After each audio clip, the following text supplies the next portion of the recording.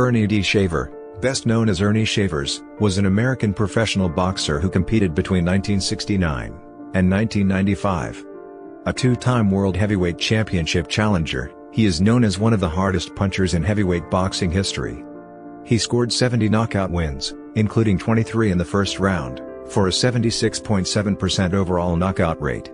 Shavers challenged unsuccessfully twice for the heavyweight championship, losing to Muhammad Ali in 1977, and to Larry Holmes in 1979. He hurt Ali in the second round, and knocked down Holmes in the seventh round. Shavers defeated former world champions Vicente Rondón, Jimmy Ellis, and Ken Norton, as well as three-time European heavyweight champion Joe Bugner, and top heavyweight contender Jimmy Young. In 2001, Shavers released an autobiography called Welcome to the Big Time. After retiring from boxing, he continued to attend boxing events as a special guest, autograph signer, and motivational speaker. Shavers started boxing at the late age of 22. Before turning professional, he had a short but notable amateur career, winning the 1969 National AAU heavyweight title. In March 1969, National Golden Gloves director Tony Mange said Shavers carries a hefty punch. He had 9 straight knockout wins before he was himself knocked out by the 230-pound, 104 kilograms, West German Horst Koskiemann.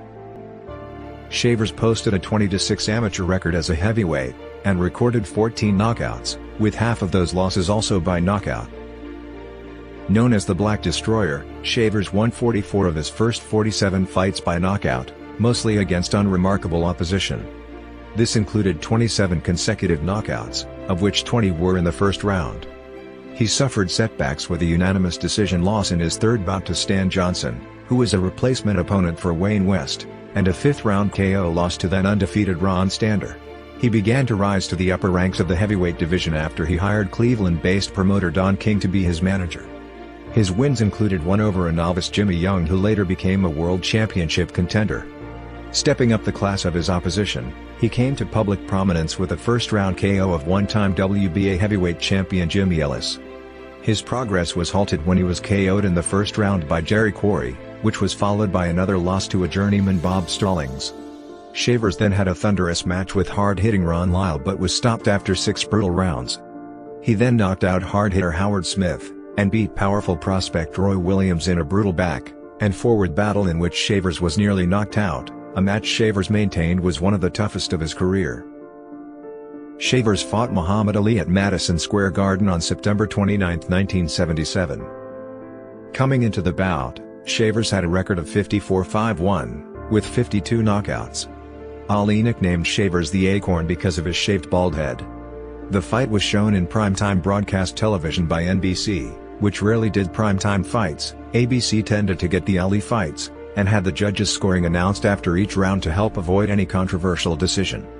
Ali's cornerman Angela Dundee asked Baltimore matchmaker Eddie Rickett to watch the broadcast in the dressing room, and signal on the scoring. In the second round, Shavers hurt Ali with an overhand right.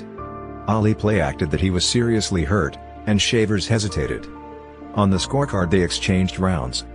Ali won the 5th decisively. To win the fight, Ali had to survive the last 3 rounds. Shavers, whose stamina was suspect before the fight, came alive in the 13th round. In the 14th, he battered Ali about the ring. Before the 15th, according to Sports Illustrated boxing writer Pat Putnam, Ali was on very wobbly legs. Realizing Ali needed to last 3 more minutes, Dundee told him, "You don't look so good. You better go out and take this round." In a furious final round, the two men tagged each other, but Ali closed strongly, nearly dropping Shavers in the last 20 seconds. He won a unanimous decision. The next day, Garden matchmaker Teddy Brenner encouraged Ali to retire by stating the Garden would never make another offer to host an Ali fight. Brenner also thought that Shavers deserved the nod against Ali. The fight made the cover of Sports Illustrated, with Ali's desperate hour featuring a photograph of Shavers scoring with an overhand right.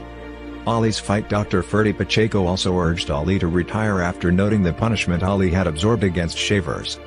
Ali later said Shavers was the hardest puncher he ever faced, comparing him favorably to Joe Frazier and George Foreman.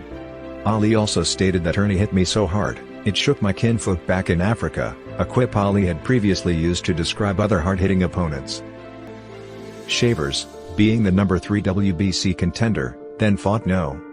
Fought WBC contender Larry Holmes at Caesars Palace for an elimination bout for the WBC World Heavyweight title, the winner to face WBC Heavyweight champion Ken Norton. The fight happened at Paradise, Nevada on March 25, 1978. Holmes won by a 12-round unanimous decision. In a mandatory title challenge eliminator, Earnie Shavers knocked out former champion Ken Norton in the first round. The victory is widely regarded as the best win of his career, and earned him a bout with WBC champion Larry Holmes. Shavers and Holmes fought once again on September 29, 1979, again at Caesars Palace, this time for the WBC title. Shavers knocked Holmes down in round 7, but after taking a series of punches in the 11th round, and seeming defenseless, the referee stopped the fight, awarding a TKO win for Larry Holmes. Holmes, known for his ability to take a punch, later said that Shavers' knockdown blow in the 7th round was the hardest he had ever taken in his career. The Holmes rematch was the last big fight for Shavers. In 1980, in a wild slugfest, he was stopped in the 8th round by durable prospect Randall Tex Cobb. Prior to the Cobb fight, Shavers had undergone eye surgery for a detached retina. Since eye surgery was not nearly as refined then as it is today, the majority of boxers retired for good after that kind of injury. In the words of Dwayne Ford of the Nevada Athletic Commission, a detached retina for a boxer was like an AIDS diagnosis. Shavers had not fully recovered from the surgery when he came back for the Cobb fight. He never again fought for the world title. In 1982 he fought Joe Bugner, also on the comeback trail. Bugner was knocked down in the first, and was stopped by cuts in the 2nd round. Shavers continued to fight professionally for several years, retiring in 1995 after losing to Brian Yates. Many thought he should have retired after his upset loss to lower contender Bernardo Mercado. Shavers had a similar retinal eye injury as Sugar Ray Leonard. Shavers attempted 2 abbreviated comebacks. A fight in 1987, and 2 in 1995, in the second of which he was KO'd by Brian Yates in round 2.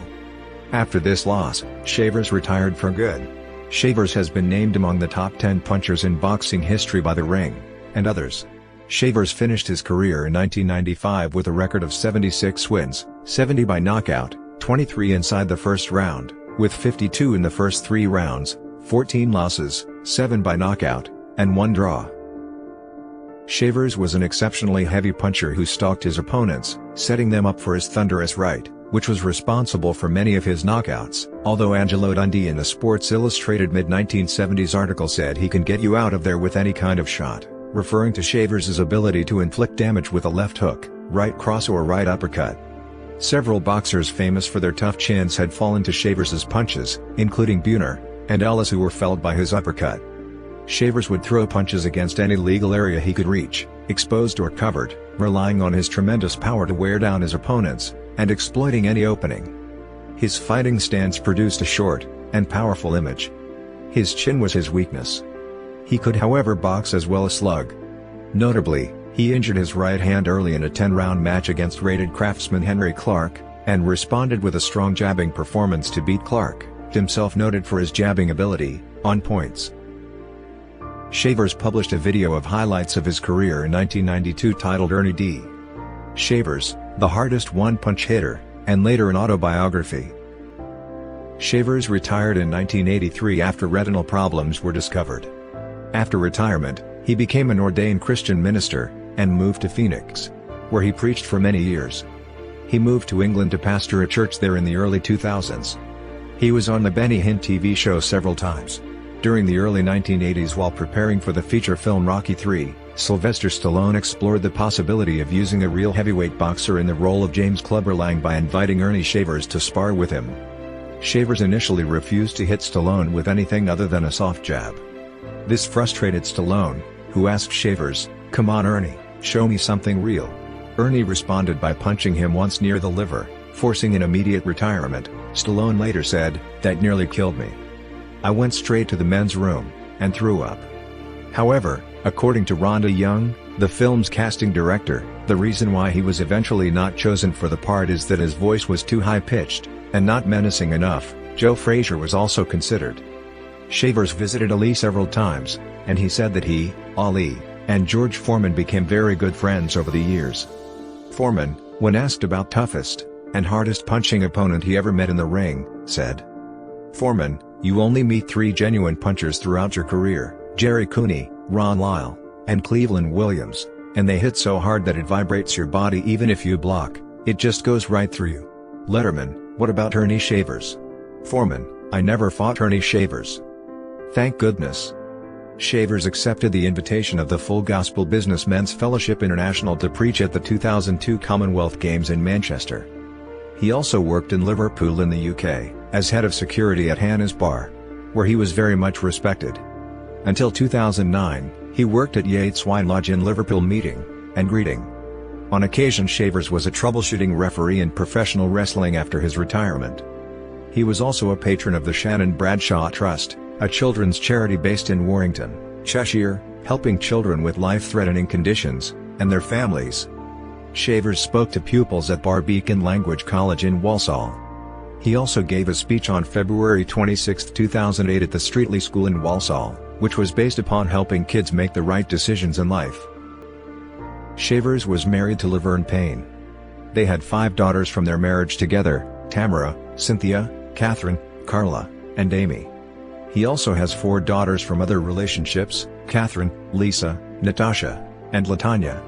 He has 24 grandchildren, and 1 great-grandchild. He worked at General Motors in Lordstown, Ohio in the late 1960s. Shavers made a guest appearance on the Irish TV program The Late Late Show hosted by Ron Lyle, where the 2 fighters discussed their previous bout that had happened a month earlier. Shavers was a frequent visitor to the pub Roddy Bullen's in Dublin.